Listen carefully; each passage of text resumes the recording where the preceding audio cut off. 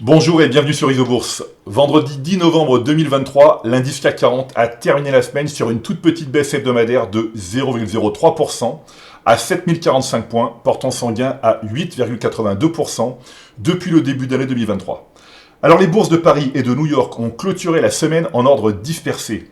À l'exception du baromètre des petites valeurs françaises, le CAC Small, qui a légèrement progressé, les principaux indices français ont terminé dans le rouge, la plus forte baisse revenant aux valeurs moyennes du CAC Mid 60 avec une perte hebdomadaire de 0,65%.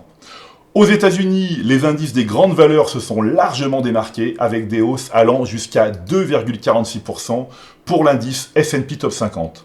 En revanche, les indices des petites et moyennes valeurs américaines ont affiché des replis importants, la plus forte baisse revenant à l'indice Russell 2000 avec une perte hebdomadaire de 3,15%. L'indice Nasdaq Composite s'est offert un joli gain de 2,37% cette semaine.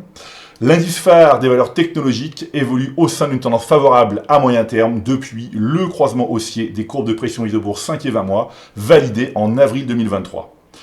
Alors nous observons que le contraste est impressionnant entre les valeurs technologiques, les leaders mondiaux et le reste de la cote. En effet, depuis le début d'année 2023, l'indice Nasdaq Composite affiche un gain de plus de 30%, loin devant les baromètres des petites et moyennes valeurs américaines et françaises dont les performances sont négatives ou proches de zéro.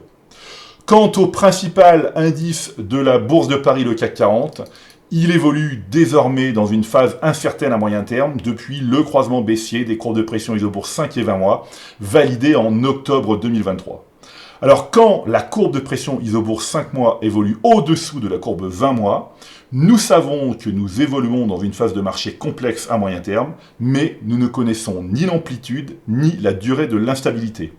Sur l'unité de temps hebdomadaire, la courbe de pression Isobourse 5 semaines de l'indice CAC 40 évolue au-dessous de la courbe 20 semaines depuis la semaine du 22 mai 2023.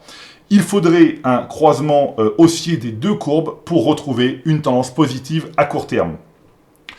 L'analyse maintenant des 200 titres les plus échangés en zone euro et aux États-Unis montre bien, que 44% des actions ont une tendance favorable à moyen terme. Cette proportion est en amélioration car elle était de 36% à fin octobre 2023.